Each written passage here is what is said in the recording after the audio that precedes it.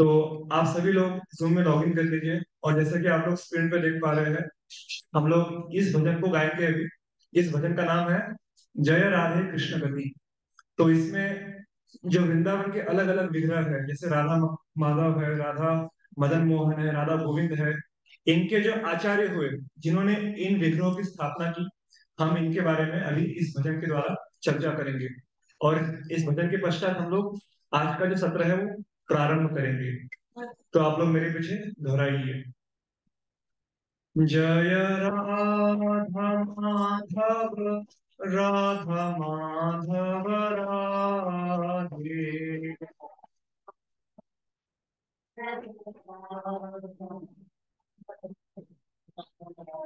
श्रीला जय देवीर प्राण धन हे।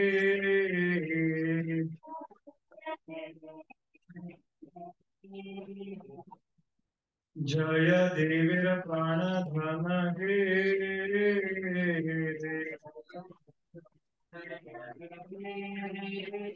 जय राधा मदन गोपाल, राधा मदन गोपाल राधे।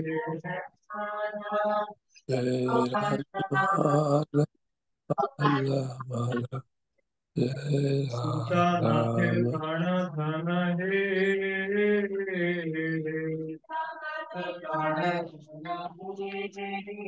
जय राधा गोविंद, राधा गोविंद राधे। जय राधा गोविंद, राधा गोविंद, जय गोस्वामी राधे। प्राण धन हे।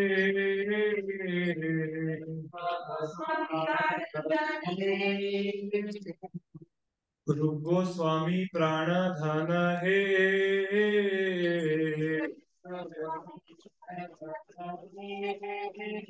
जय राधा मदन मोहन, राधा मदन मोहन राधे।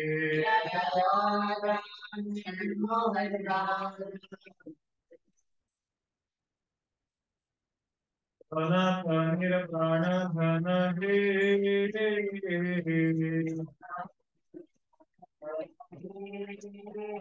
जय राधा गोपीनाथ, राधा गोपीनाथ राधे।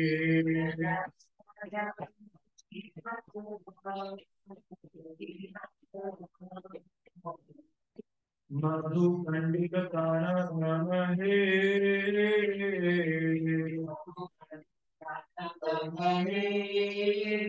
जय राधा दामोदर, राधा दामोदर राधे।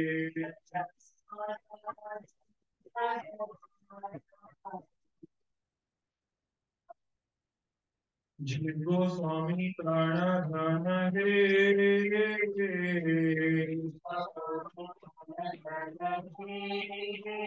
जय राधा रमण, राधा रमण राधे।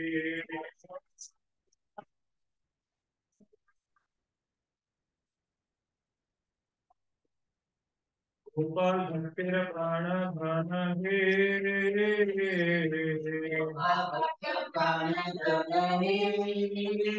जय राधा विनोद, राधा विनोद राधे।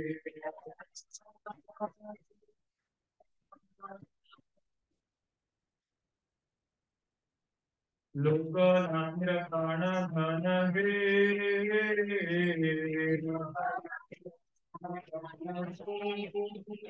जय राधा गोकुलानंद, राधा गोकुलानंद राधे।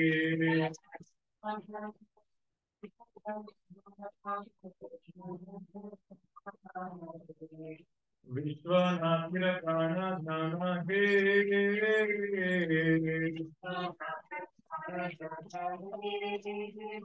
जय राधा गिरिधारी, राधा गिरिधारी राधे।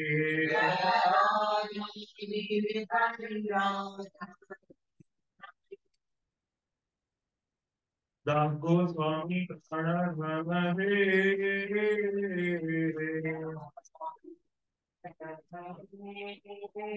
जय राधा श्याम सुंदर राधा श्याम सुंदर राधे।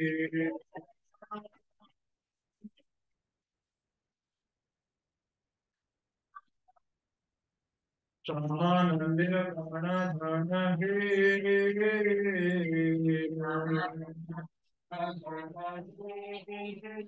जय राधा गिरिहरि राधा गिरिहरि राधे।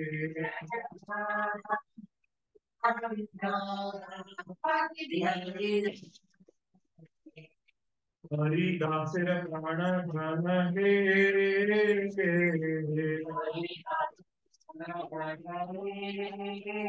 जय राधा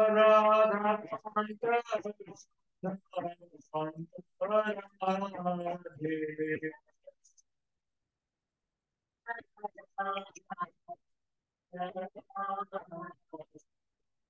कृष्ण प्राण धन हे।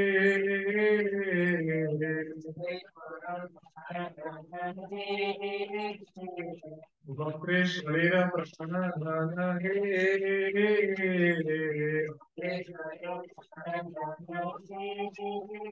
जय गंधर्विका गिरिधारी गंधर्विका गिरिधारी राधे।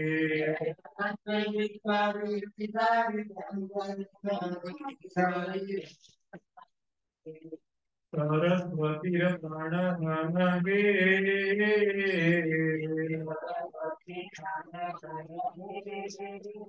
जय राधा माधव राधा माधव राधे।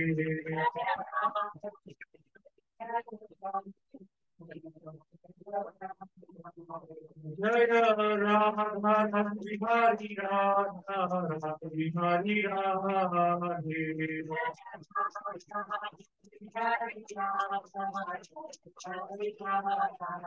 जय राधा वृंदावन बिहारी राधा वृंदावन बिहारी राधे।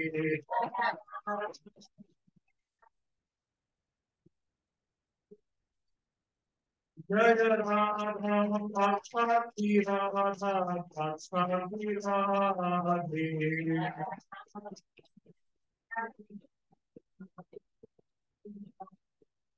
जय राधा कुंज बिहारी राधा कुंज बिहारी राधे।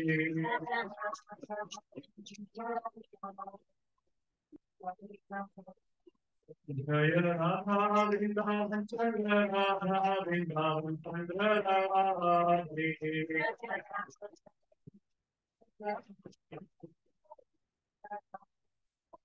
जय जगन्नाथ जय बलदेवा सुभद्रा माई जय सुदर्शन।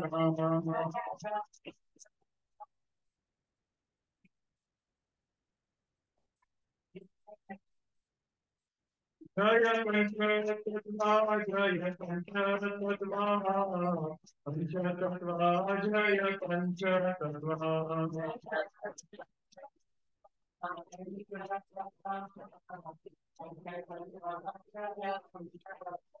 जय गौरंगाय जय गौरवांगाय पतित पावन गौरवांगाय।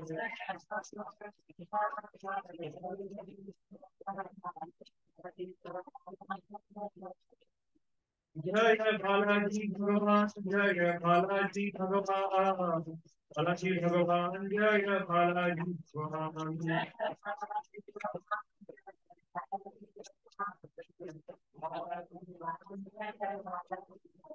जय जय प्रभुपाद प्रभुपाद प्रभुपाद जय प्रभुपाद।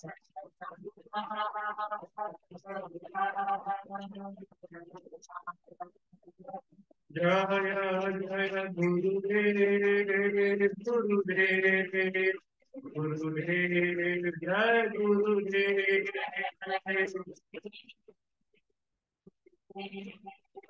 श्री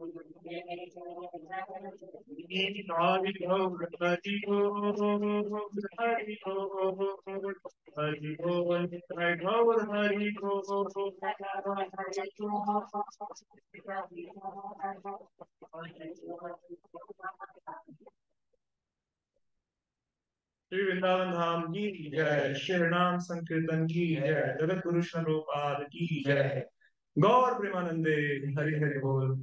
तो हम इस भजन की थोड़ी व्याख्या करेंगे। आप लोग स्क्रीन में देखिए। तो जो सबसे पहले विग्रह का नाम दिया गया है वो है राधा माधव, और इनकी स्थापना की थी जयदेव गोस्वामी ने।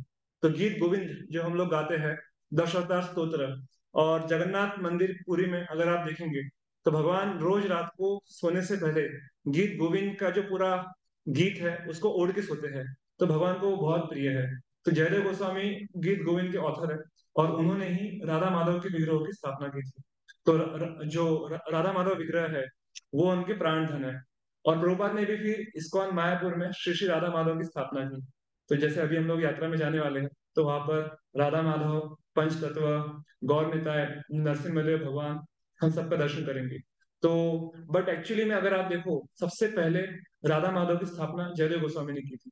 उसके बाद लिखा है राधा मदन गोपाल भगवान, तो इनकी स्थापना की थी अद्वैत आचार्य ने। तो वो उनके प्राण धन थे। शांतिपुर में अगर आप आज भी जाओगे तो वहां पर मदन गोपाल के विग्रह है। तो वो एक्चुअली श्री अद्वैत आचार्य और उनकी जो पत्नी है सीता ठाकुरानी देवी, उन्होंने इसकी स्थापना की थी। फिर लिखा है राधा गोविंद।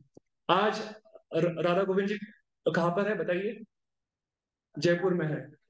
गोविंद जी भगवान जयपुर में है। तो उसकी स्थापना रूप गोस्वामी ने की है। तो रूप गोस्वामी के प्राण धन है राधा गोविंद देव। तो पहले वो वृंदावन में थे, और जब औरंगजेब और बाकी मुगलों ने आक्रमण किया तो फिर वहां से वो निकल के जयपुर में आ गए। और ये उड़ीसा में जो एक जगन्नाथ जी का है वो यही विग्रह है। Yes yes same Jagannath Baldev Subhadra, वो वही जयदेव ने। यस जयदेव गोस्वामी। तो उनके जो विग्रह थे उनका नाम था राधा माधव। और गीत गोविंदम वो लिखे थे जो भगवान रोज रोज उसको पढ़ते हैं। नहीं, पूरी में जयदेव ने ही ये स्थापना। No no no no, that is different. तो मैं बता रहा हूँ कि रूप गोस्वामी पाद जो है उनके विग्रहों के नाम थे राधा गोविंद देव, और वही विग्रह आज जयपुर में है।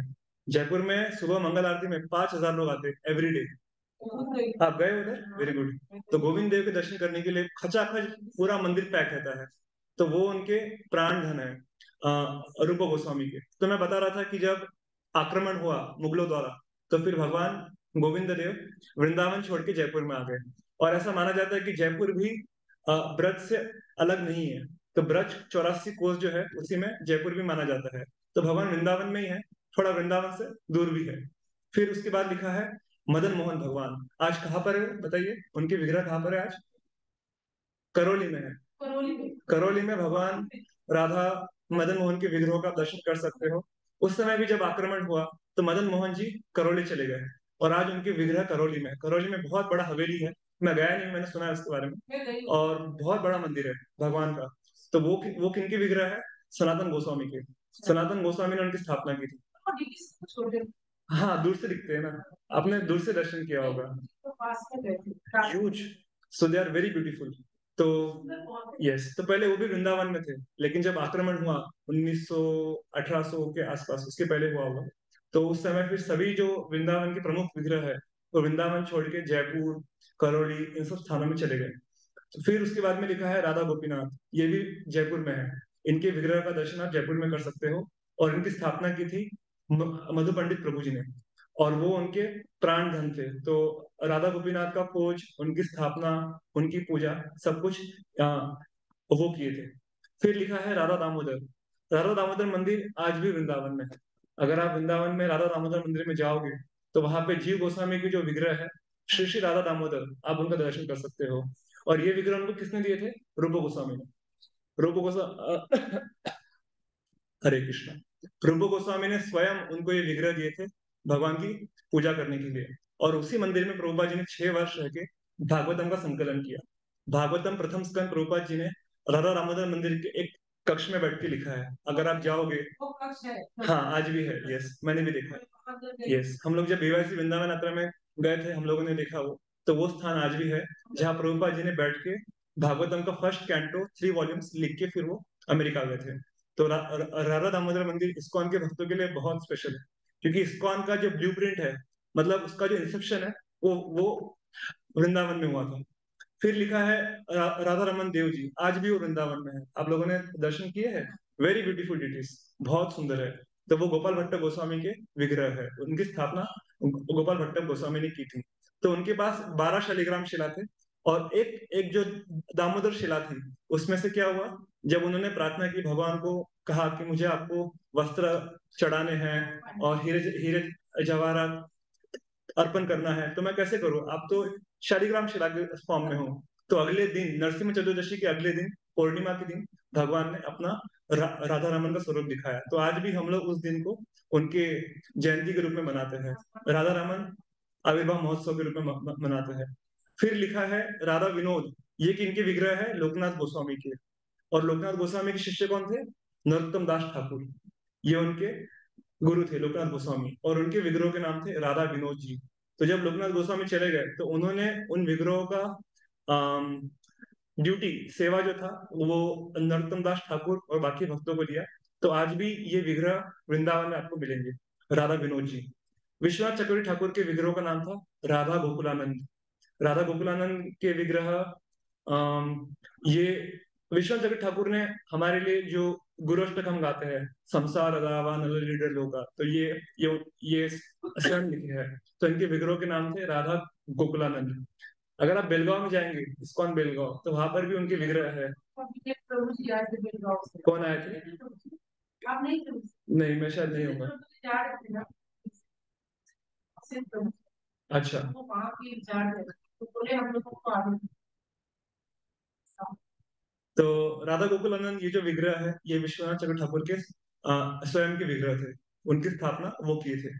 फिर लिखा है कि राधा गिरिधारी, तो ये विग्रह किनके हैं, रघुनाथ दास गोस्वामी के। रघुनाथ दास गोस्वामी 3 दिन में एक बार छाछ का थोड़ा सेवन करते थे, और 24/7 वो कृष्ण में उनका मन लीन रहता था। तो उनके विग्रह के नाम हुए राधा गिरिधारी। और उन्होंने गोवर्धन में रह के रोज सुबह शाम 3 घंटा वो भगवान चैतन्य महाप्रभु की जो लीलाएं है, उसका वो उच्चारण करते थे। और उन्हीं लीलाओं को कृष्णदास कविराज गोस्वामी ने अपनी किताब कृष्णा आई मीन चैतन्य चरितमृत में लिख दिया। तो वो लिखते हैं शुरुआत में, रूप रघुनाथ पदे रघु मोरा आस, कि मेरा हमेशा जो मेरा स्मरण है, मेरा चिंतन है, वो रूप गोस्वामी और रघुनाथ दास गोस्वामी के चरणों में रहना चाहिए। फिर इसमें लिखा है राधा श्याम सुंदर, ये विग्रह भी वृंदावन में है, आप लोगों ने देखे है, very beautiful. No no, not ISKCON वाला, ये श्यामानंद गोस्वामी के जो विग्रह है, वो उसकी बात कर रहा हूँ मैं। तो राधा श्याम सुंदर के छोटे से विग्रह है, और ऐसा कहा जाता है कि वो राधा रानी की हृदय से स्वयं प्रकट हुए हैं। जब जब वो श्रीमती राधा रानी को प्रसन्न करते हैं, तो राधा रानी स्वयं अपने हृदय से उनको प्रकट करती है। उनके बहुत छोटे से विग्रह आपको साइड में दिखेंगे। तो वो है राधा श्याम सुंदर, जिनकी स्थापना की थी श्यामानंद गोस्वामी ने। तो श्यामानंद, ये श्रीमती राधा रानी को बहुत प्रिय है, इसलिए उनका नाम क्या है, Shyamanand, one who gives pleasure to Shrimati Radha Rani, Shyamanand Goswami.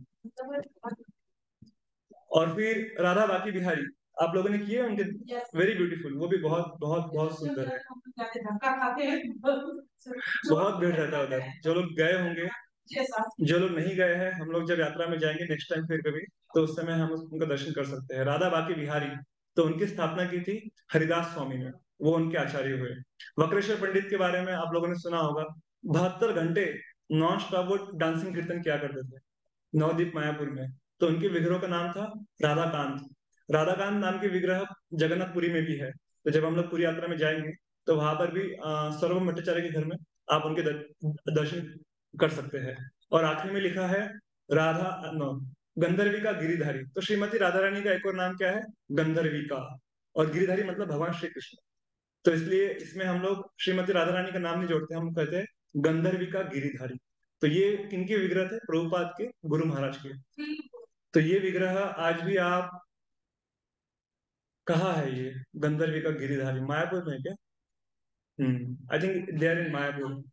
मुझे मायापुर में ही लग रहा है, चैतन्य गौड़ी मठ मायापुर में है। यस। तो जब भी हम लोग जाने वाले हैं मायापुर यात्रा में, तो हम इनका दर्शन करेंगे। वहां पर उनकी समाधि भी है, गौर किशोर बाबा जी महाराज की भी समाधि है, और बहुत सारी चीजें देखने के लिए है। तो आप सभी लोग आइए मायापुर यात्रा में, जनवरी में हम लोग मायापुर जा रहे हैं। तो ये उनके विग्रहों के नाम था। और प्रभुपाद जी के सबसे फेवरेट विग्रह थे राधा रास बिहारी। क्योंकि प्रभुपाद ने सबसे अधिक समय भारत में जब थे तो मुंबई में दिया था उन्होंने, मुंबई में राधा रास बिहारी की स्थापना करने के लिए। तो वो उनके प्राण धन है, श्री श्री राधा रास बिहारी। और जो भी हमारे विग्रह हुए उसके बाद में, राधा पार्थसारथी, राधा कुंज बिहारी, राधा वृंदावन चंद्र, ये सब प्रभुपाद को अत्यंत प्रिय है। तो इस प्रकार से आज हमने देखा कि जो हम आज विग्रहों के दर्शन कर पा रहे हैं, गोविंद जी है, मदन मोहन है, और श्याम सुंदर है, इनकी कृपा, ये सब महान आचार्यों की वजह से हम उनका दर्शन कर पा रहे हैं।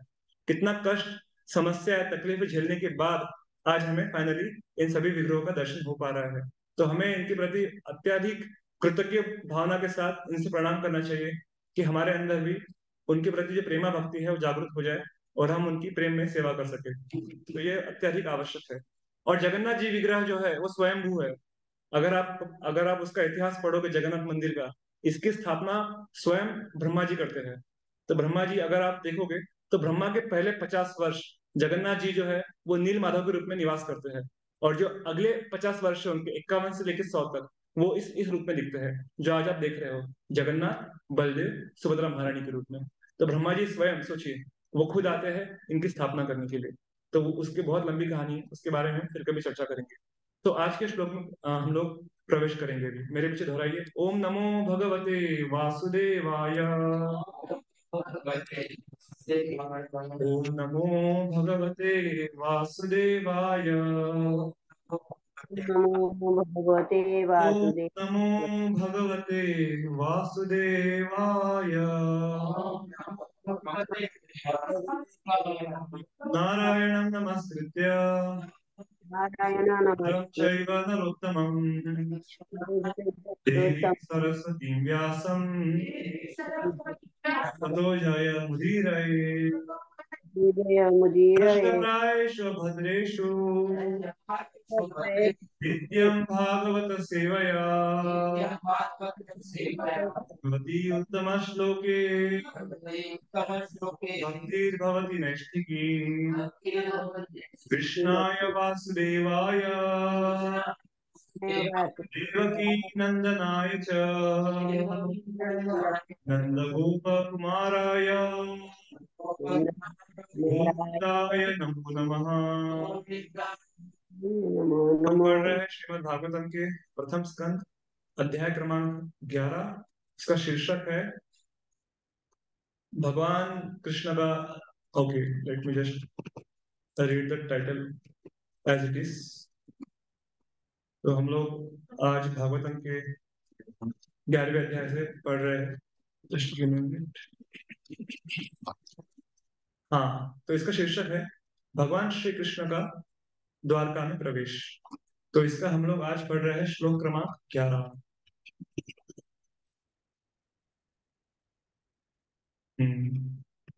तो इसमें काफी लंबा श्लोक है, तो मैं एक बार उच्चारण करूंगा, आप लोग मेरे पीछे दोहराइए, और फिर हम डिवोटीज को चांस देंगे। कथम वयं नाथ चिरोषिते त्वयि प्रसन्न दृष्ट्याखिलतापशोषणम् जीवेम ते सुन्दरहासशोभितम् अपश्यमाना वदनं मनोहरम् इति चोदिता वाचः प्रजानां भक्तवत्सलः शृण्वानो अनुग्रहं दृष्ट्या वितन्वन् प्राविशत् पुरम्। तो ये दो दो डिफरेंट ट्यून्स है, क्योंकि पहले इसमें लंबा श्लोक है और सेकंड वाला जो मैंने अभी उच्चारण किया छोटा श्लोक है। फिर से आप लोग मेरे पीछे दोहराइए। कथम वयं नाथ चिरोषिते त्वयि प्रसन्न दृष्ट्या अखिलतापशोषणम् जीवेम ते सुन्दरहासशोभितम् अपश्यमाना वदनं मनोहरम् इति चोदिता वाचः प्रजानां भक्तवत्सलः शृण्वानो अनुग्रहं दृष्ट्या वितन्वन् प्राविशत् पुरम्। ओके, एक प्रभु जी एक माता जी, थोड़ा मुश्किल है लेकिन ट्राई कीजिए, आ जाएगा।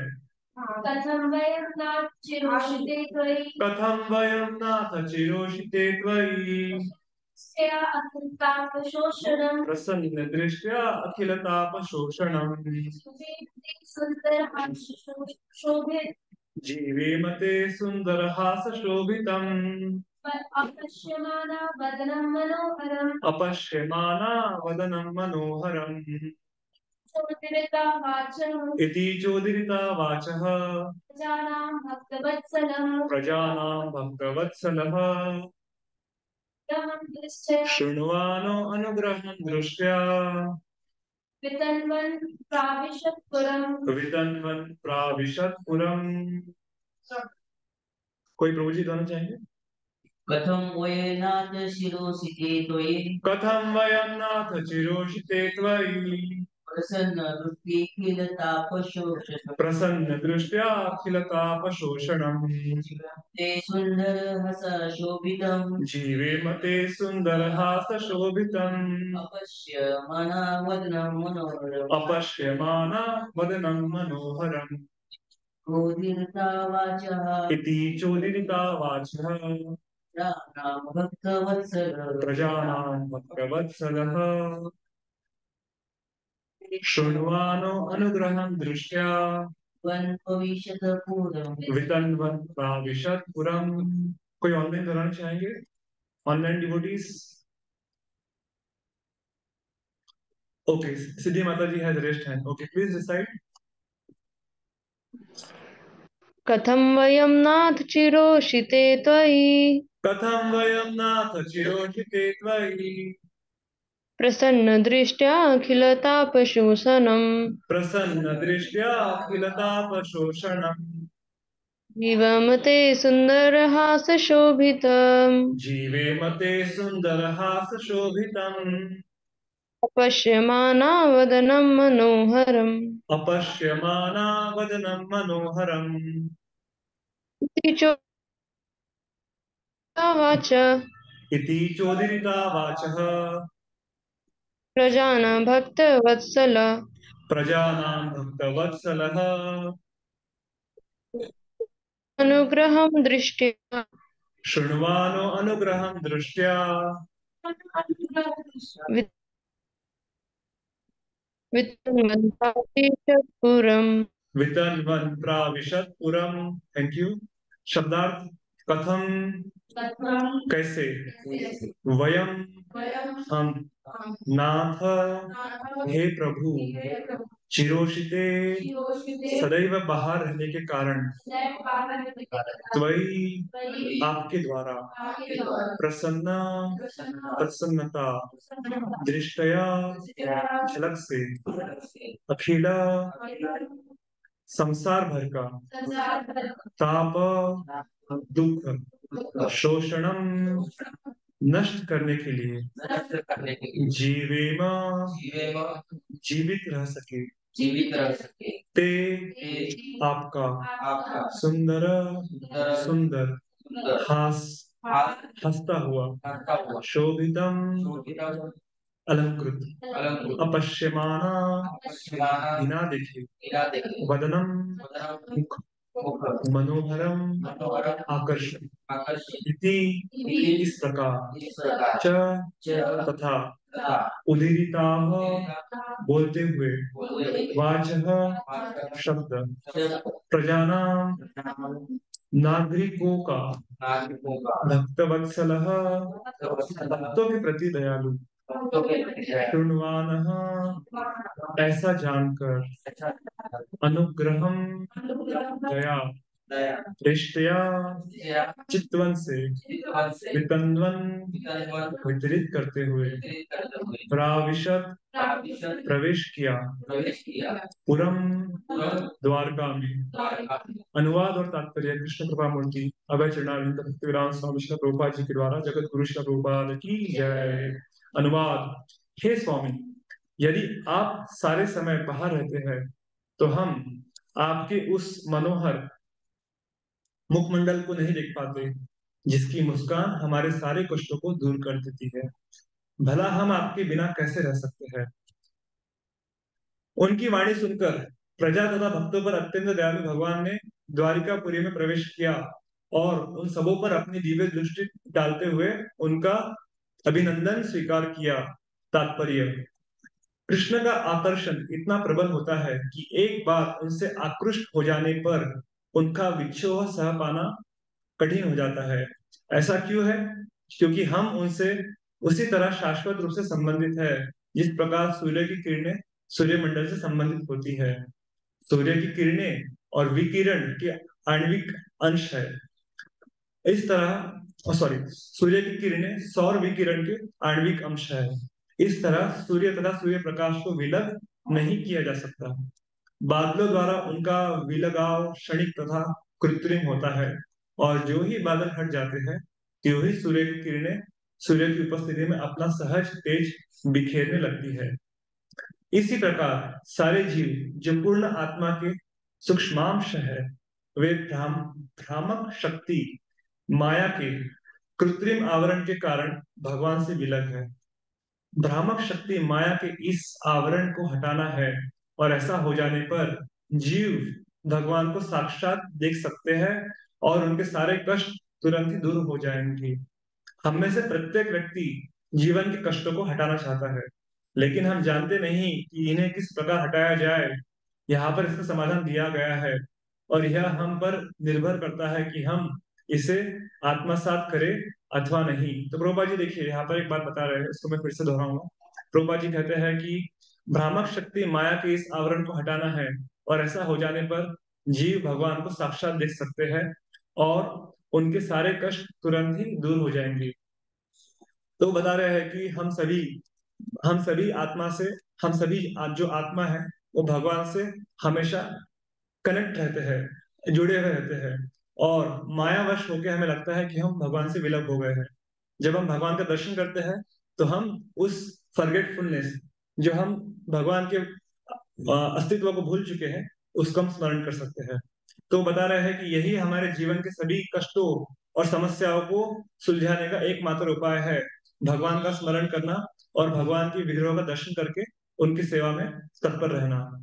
तो हम इसे आत्मसात करें अथवा नहीं, ये हम पर निर्भर करता है। जगत गुरु श्रील प्रभुपाद की जय। ओम अज्ञानतिमिरन्धस्य ज्ञानाञ्जनशलाकया चक्षुरुन्मिलितं येन तस्मै श्रीगुरवे नमः। श्रीचैतन्यमनोभीष्टं स्थापितं येन भूतले स्वयं रूपा पदां ह्येयं ददाति स्वपदान्तिकम्।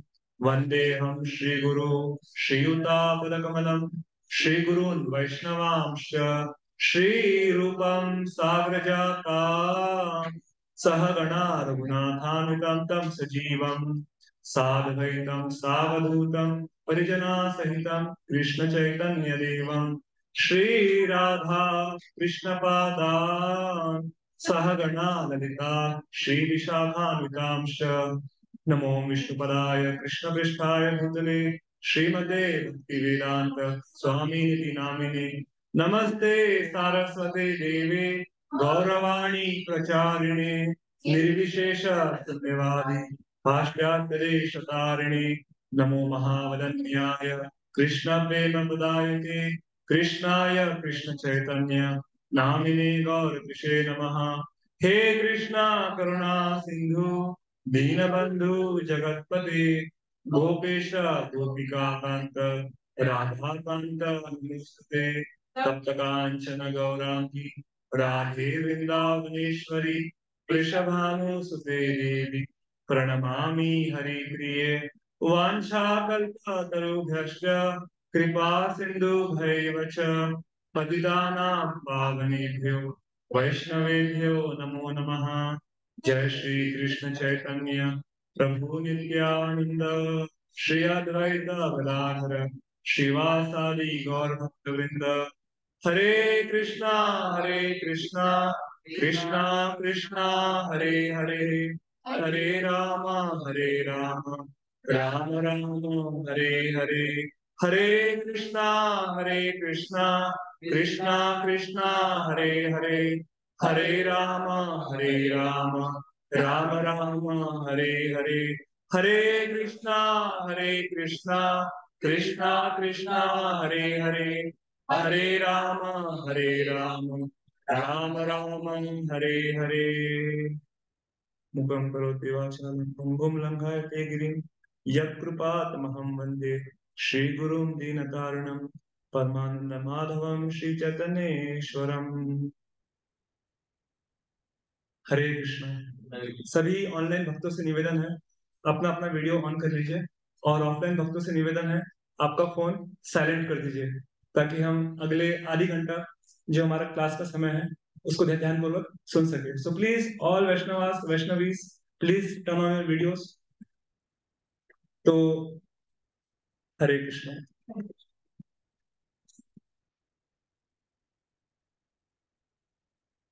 तो बहुत लंबे समय के बाद भागवतम क्लास देने का मौका मिल रहा है, क्योंकि मुझे लगता है कि लास्ट क्लास मैंने बलराम जयंती पे दिया था, और उसके बाद में फिर जन्माष्टमी, प्रभुपाद व्यास पूजा, राधाष्टमी, और फिर चौपाटी भी गए थे हम लोग।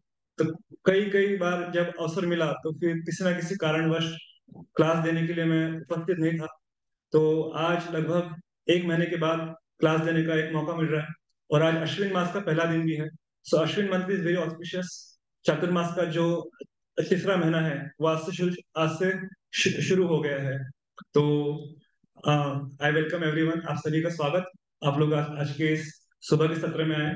तो आज का टॉपिक बहुत सिंपल एंड स्पेशल टॉपिक है, कि भगवान जब द्वारका में प्रवेश करते हैं तो जितने भी द्वारका वासी है, जैसे हम लोग देखेंगे कि इस प्रथम जो 10 श्लोक है इस अध्याय में, उसमें भगवान का सभी द्वारिकावासी उनका स्वागत करते हैं और उनका ग्लोरिफिकेशन करते हैं, कि भगवान इतने दिन आप हस्तिनापुर में थे, 4-6 महीना आप रहे उधर, तो हम आपके विरह में बहुत तड़प रहे थे। और फिर वो जब वो सुनते हैं कि भगवान आ गए हैं और भगवान ने अपना शंखवाद किया है, तो सभी लोग उनसे मिलने के लिए द्वारका के द्वार पे आते हैं, बाउंड्रीज पे।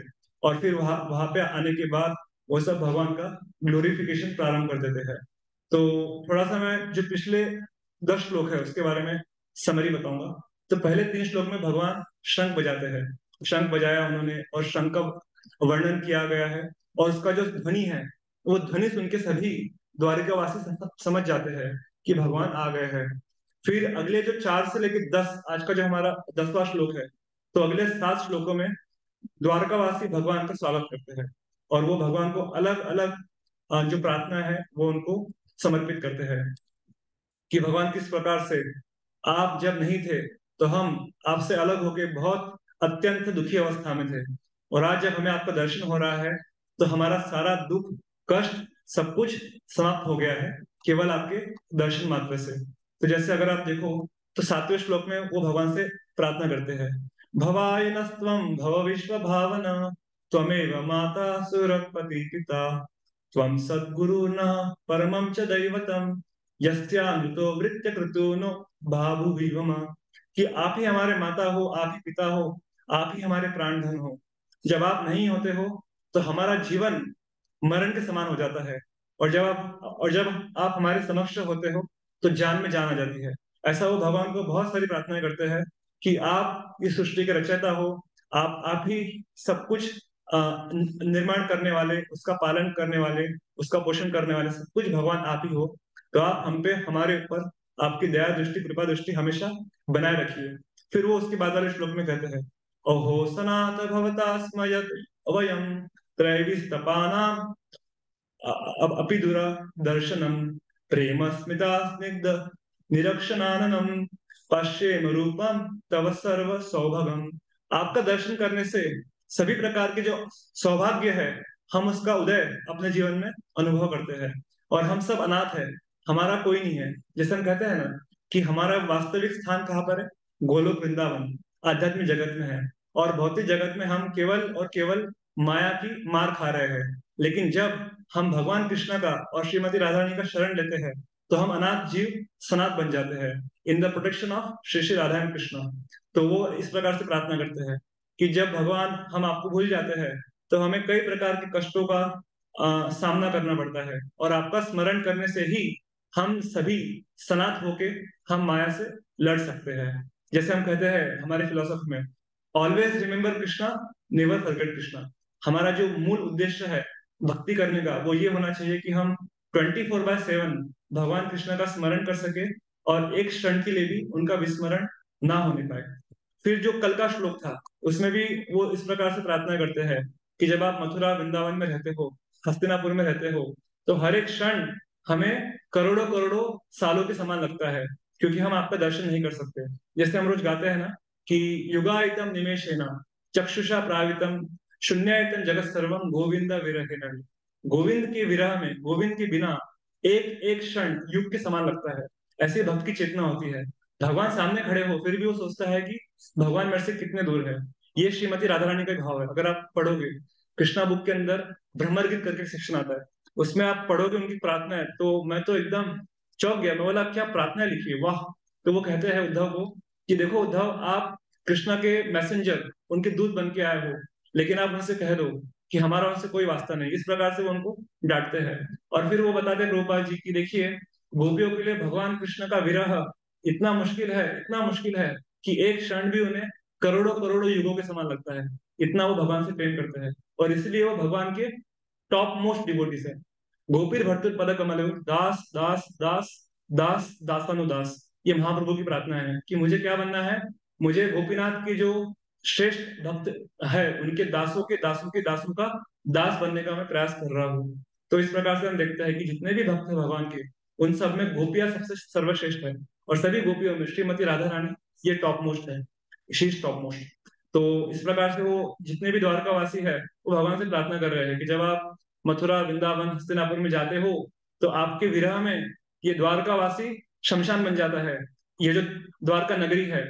और हमें करोड़ों करोड़ों युगों के समान जो तकलीफ या कष्ट है वो सहन करने पड़ते हैं, क्योंकि आप उपस्थित नहीं हो। इस प्रकार से वो अलग अलग प्रार्थना करते हैं।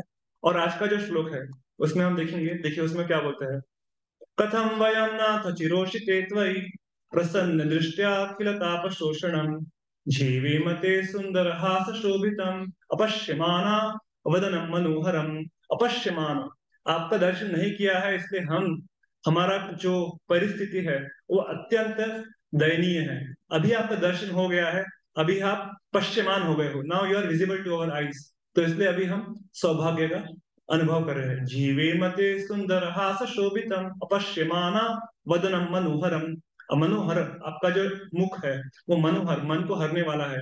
हमारे मन को माया ने हर लिया है, और जब हम आपके मुख का दर्शन करते हैं हे प्रभु, तो हम जितनी भी हमारी समस्या है, आधी आत्मिक आधी भौतिक आधी दैविक क्लेश, जन्म मृत्यु जरा व्याधि, हम उसका विस्मरण कर लेते हैं, क्योंकि हमें आपका दर्शन, आपका संग और आपकी सेवा की प्राप्ति हो रही है या होने वाली है।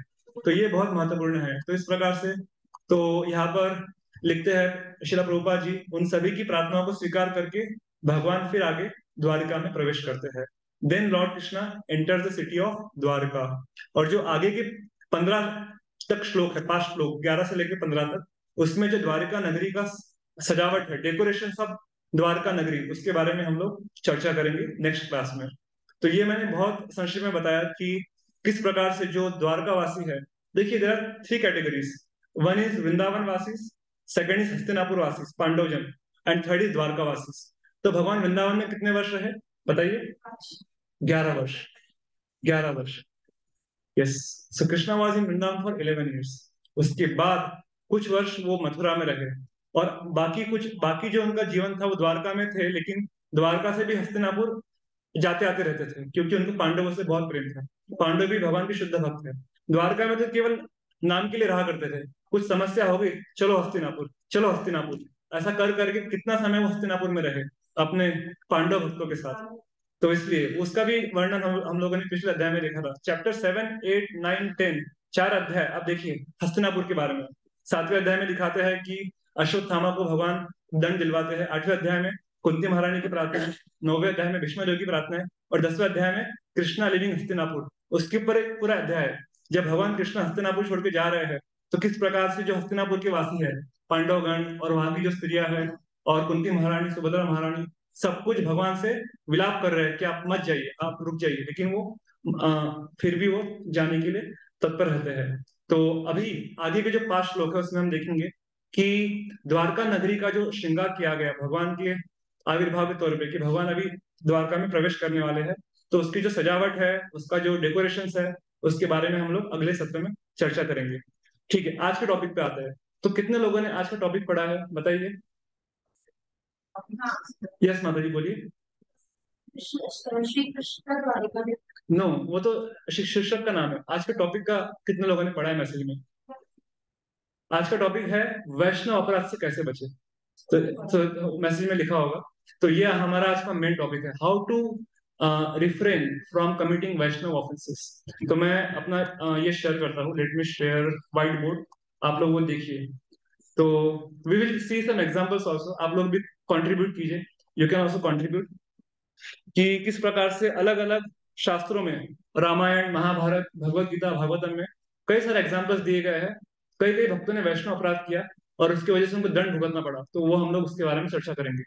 तो let me put a text, आप लोग स्क्रीन देख सकते हो। तो ये अभी जो मैं बोलने वाला हूँ, राधेश्याम प्रभु जी ने अपना एक क्लास दिया था, उसमें से मैंने कुछ नोट्स निकाले हैं, तो हम लोग उस पर चर्चा करेंगे। सबसे पहले हम देखते हैं अपराध, इसका मीनिंग क्या होता है, बताइए कोई जानता है? प्लीज प्लीज ट्राई कीजिए, अपराध का मीनिंग क्या है? अपराध, देखिए, अप मतलब दूर और राधा मतलब श्रीमती राधा रानी। जो चीज आपको राधा रानी की कृपा से दूर लेके जाती है उसे कहते हैं अपराध। ये सबसे महत्वपूर्ण है, ये समझना कि हम सब चाहते हैं। Okay, she is telling offence, correct. तो अपराध ऑफेंस भी होता है, वो तो इंग्लिश ट्रांसलेशन हो गया। उसका मीनिंग है जो आपको राधा रानी की कृपा से दूर लेके जाएगा। हम सभी चाहते हैं कि हम पे श्रीमती राधा रानी की कृपा बनी रहे, लेकिन अगर उनकी कृपा चाहिए तो हमें क्या करना है? अपराधों से बचना है। When we commit offences, we are going away, far far away from the mercy of Shri Shri Radha and Krishna. तो ये सबसे महत्वपूर्ण है।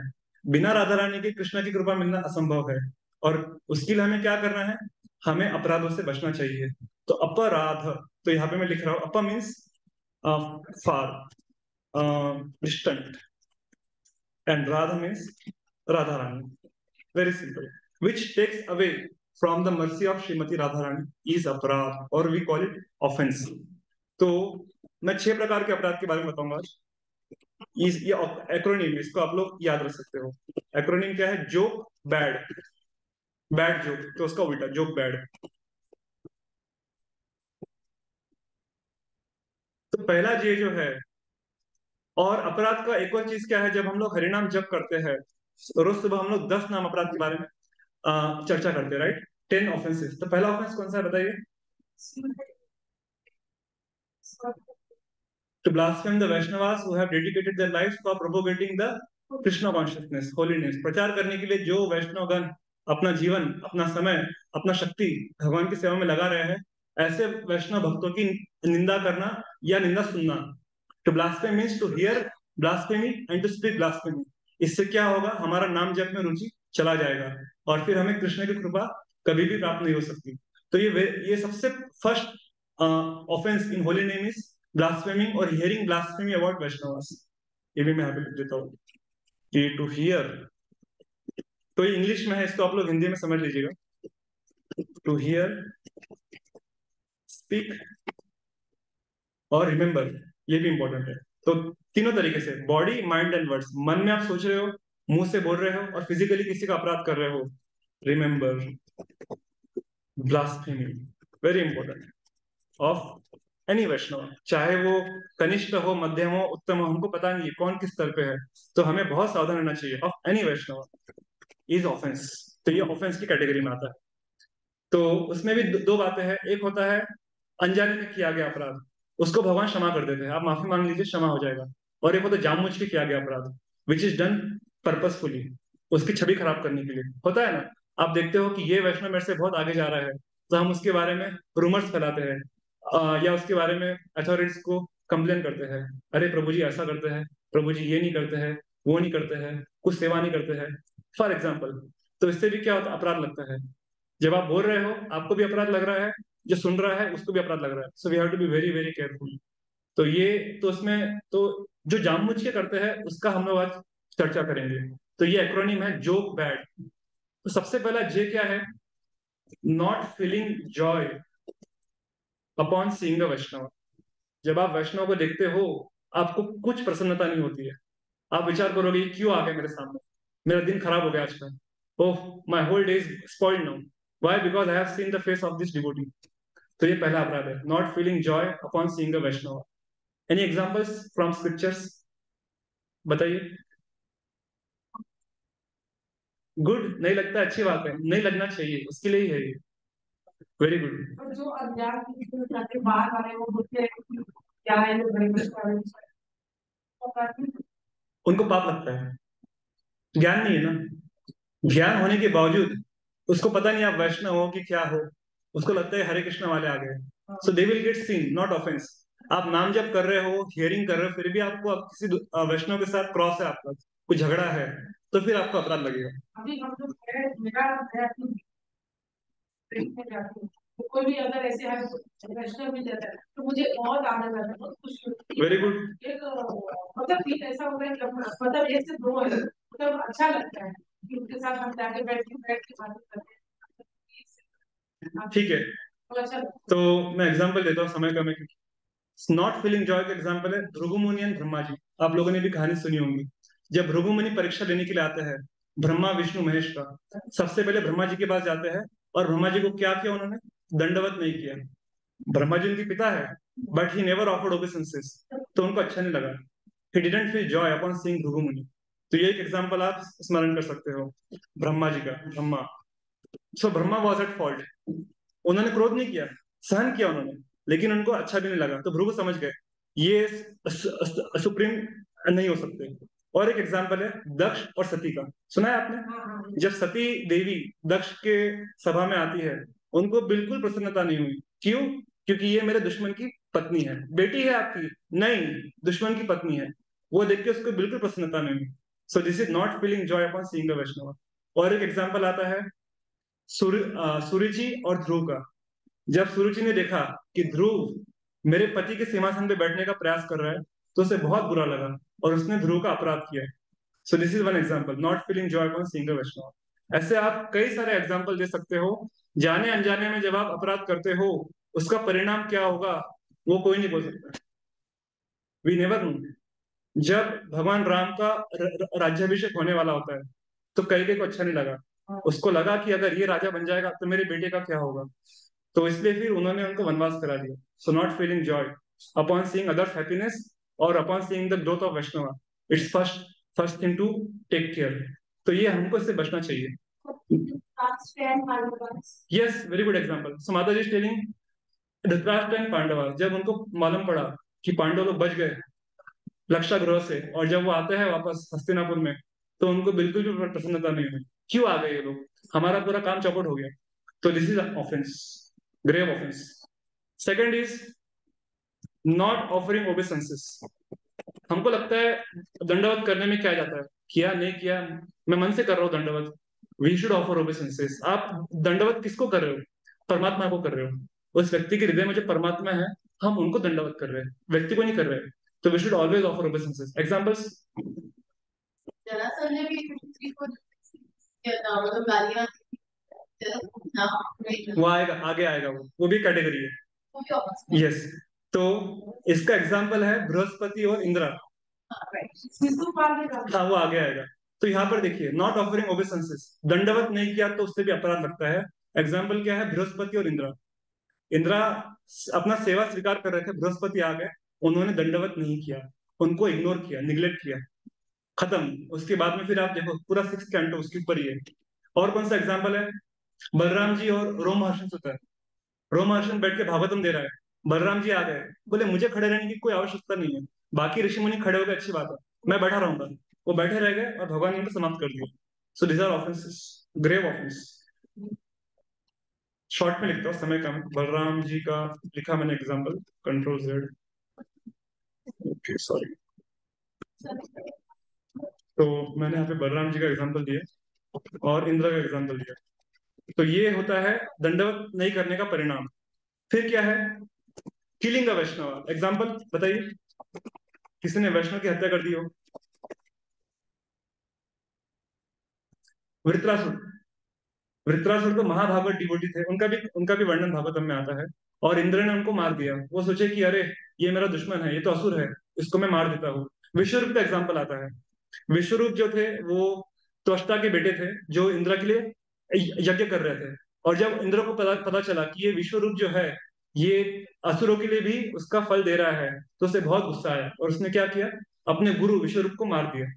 तो डबल ऑफेंस, गुरु को भी मार दिया। हिरण्यकश्यपु का एग्जाम्पल, बट यहाँ पर हम देख रहे हैं वो तो डीमन था, असुर था, बट इंद्र तो डिवोटी है। डिवोटी होकर उसने ऐसा किया। तो विश्वरूप और दूसरा है वित्रासुर, उसने दोनों की हत्या की। वृत्रासुर, वृत्रासुर। तो इसलिए फिर ये 6th कैंटो में आपको मिलेगा ये जो लीला है, या आप वहां पे देख सकते हो। ओके, तो next is envying a Vaishnava. Example दीजिए, एनविंग अ वैष्णव। ये तो बहुत कॉमन है। ईर्ष्या भावना अपने आप आ जाती है जब हम देखते हैं इस वैष्णव का पूजा लाभ प्रतिष्ठा बढ़ रहा है, तो हमारे अंदर अपने आप ईर्ष्या की भावना आ सकती है कि मैं इसको कैसे नीचे गिराऊं। तो ये हमको इससे बचना चाहिए। एग्जाम्पल दीजिए, many examples are there. Hiranyakashyap sorry Mata ji, please repeat. Hiranyakashyap and Prahlad Maharaj. Hiranyakashyap and Prahlad Maharaj, ठीक है। लेकिन जो मैंने सुना है एग्जाम्पल, ओके चैट में कुछ तो आया है। चैट में दक्ष, दक्ष का example, yes Daksha is everywhere, उसने सारे अपराध किए। लेकिन यहाँ पर हम देखेंगे गोपाल चपल एंड श्रीवास ठाकुर, इसका एग्जाम्पल आपको सीसी में मिलेगा। एंड श्रीवास, जब उसने देखा कि श्रीवास की ख्याति बढ़ रही है, तो वो क्या करते हैं, वो श्रीवास के घर के सामने दुर्गा काली पूजा की जितनी भी सामग्री है, मांस मज्जा मदिरा हड्डी खोपड़ी, सब कुछ ले जाके डाल देते हैं और कहते हैं कि ये श्रीवास जो है ये वैष्णव नहीं है, ये काली भक्त है, ये काली की पूजा करता है। तो इस प्रकार से उन्होंने उनका अपराध किया। Envy, deep envy towards pure devotee like Shrivas Thakur. Okay, तो ये हो गया जोक बैड। और फिर ए फॉर, हाँ बी, बी बाकी है। Okay okay, B for blaspheming a Vaishnava, blaspheming a Vaishnava. तो इसका एग्जांपल है दक्ष, यस करेक्ट। दक्ष ने, आप देखिए 4th कैंटो में कितना उनका ब्लास्फेमी किया। दक्ष, दक्ष प्रजापति शिव के प्रति। और एग्जांपल अभी आपके जगत में देख सकते हो, ऋत्विक्स।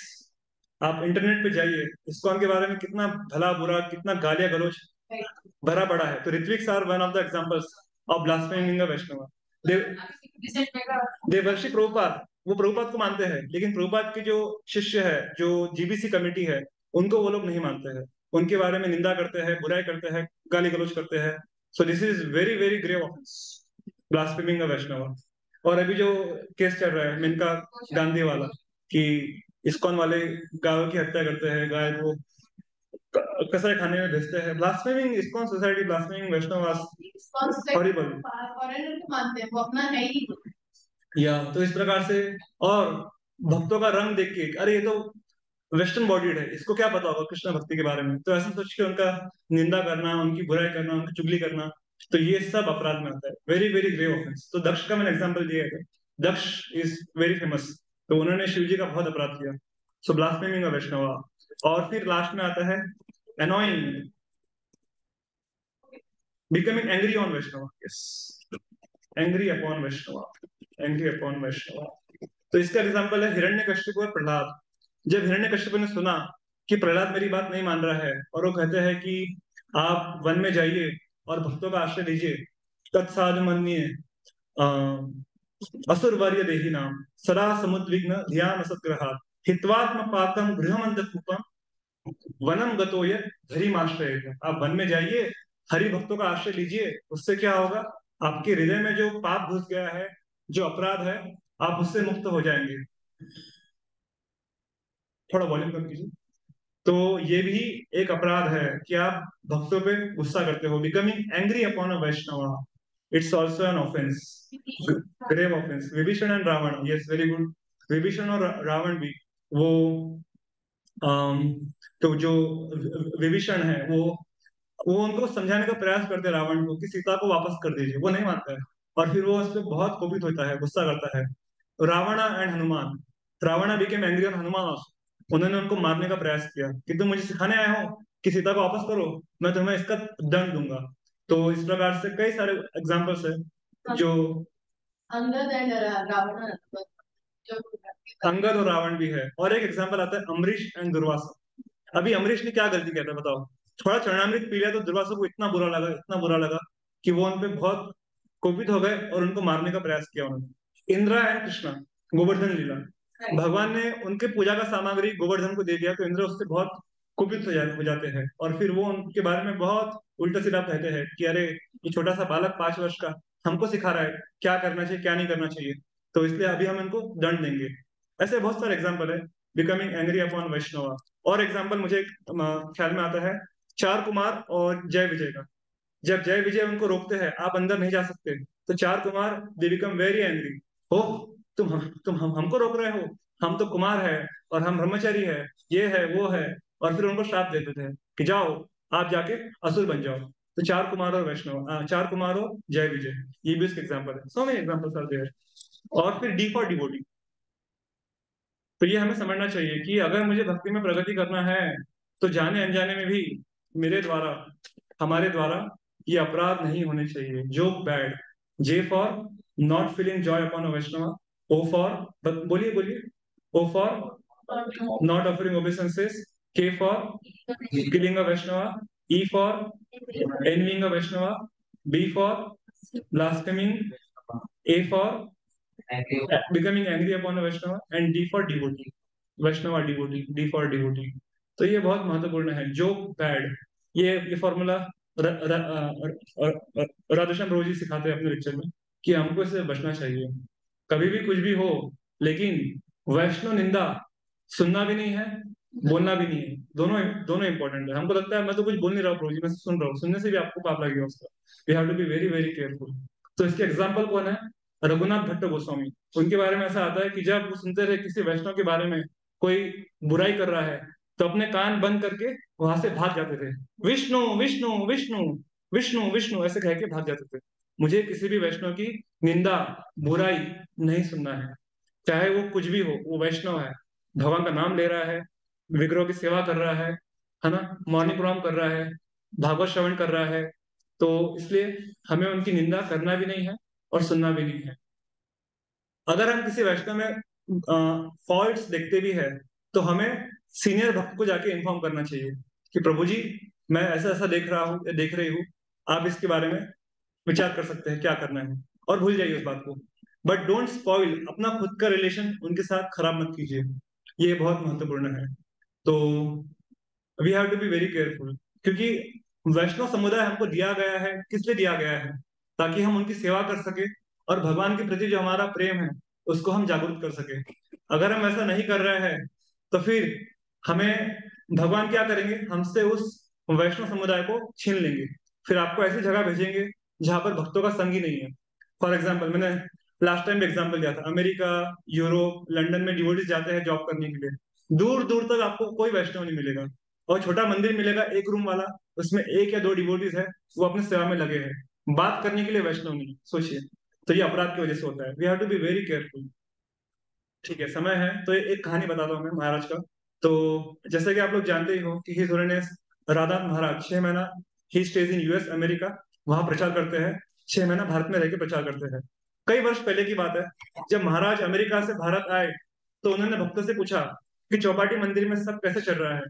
तो भक्तों ने बताया कि महाराज सब कुछ सही है, लेकिन एक डिवोटी है जो पॉलिटिक्स करता है, यहाँ की बात वहां घुमाता है, इन भक्तों की निंदा करता है, चुगली करता है, बुराई करता है, सब उससे बहुत परेशान है। और बहुत सारी कंप्लेंट्स उसके बारे में बताया उन्होंने महाराज को। महाराज जी सुन के बहुत दुखी हो गए, ही बिकेम वेरी अपसेट। और महाराज बोले आज ही उस डिवोटी को घर भेज दो, send him home right now. मुझे उनका चेहरा नहीं देखना है, कल सुबह वो मंगल आरती में नहीं दिखनी चाहिए। तो काउंसलर को बुलाया गया और काउंसलर से कहा के उस डिवोटी को, ब्रह्मचारी को घर भेज दिया। तो प्रभु जी बता रहे थे अपने प्रवचन में कि गुरु जो होते हैं कुसुमात अपि कोमलम वज्रात अपि कठोरम, ऐसा एक एक वाक्य आता है कि गुरु का स्वभाव कैसा होता है। गुरु कुसुम, एक फ्लावर फ्लावर से भी अधिक कोमल, सॉफ्ट होते हैं। वज्रात अपि कठोरम, और जरूरत पड़ने पर वज्र, वज्र जो होता है थंडरबोल्ट, उससे भी अधिक कड़क हो सकते हैं। तो महाराज ने ऐसा निर्णय क्यों लिया, तो वो डिवोटी बता रहे थे क्योंकि अगर वो भक्तों के संग में रहेगा तो और अपराध करेगा। तो उसका अपराध कम करने के लिए, अभी तुम भक्तों के संग के बाहर हो गए हो तो आपका अपराध कम हो जाएगा। और जब आपकी बुद्धि ठीक हो जाएगी, आप समझ जाओगे कि वैष्णवों का संग किस लिए दिया गया है, तो फिर आप वापस भक्तों के संग में आ सकते हो। तो महाराज ने उनसे कहा कि आप इन्हें तुरंत यहाँ से भेज दीजिए। ही cannot stay in devotee association, he should be staying at home. घर पे जाके रहो, और फिर जब तुम्हें समझ में आ जाए कि मेरी गलती कहाँ हुई है, फिर आप वापस मंदिर में आ जाना। तो तो इसलिए हमें समझना चाहिए कि जो हमारे गुरुजन हैं, वैष्णवगण हैं, उन्हें हिपोक्रेसी, छल कपट, पॉलिटिक्स, राजनीति भक्तों के संग में ये बिल्कुल भी पसंद नहीं है।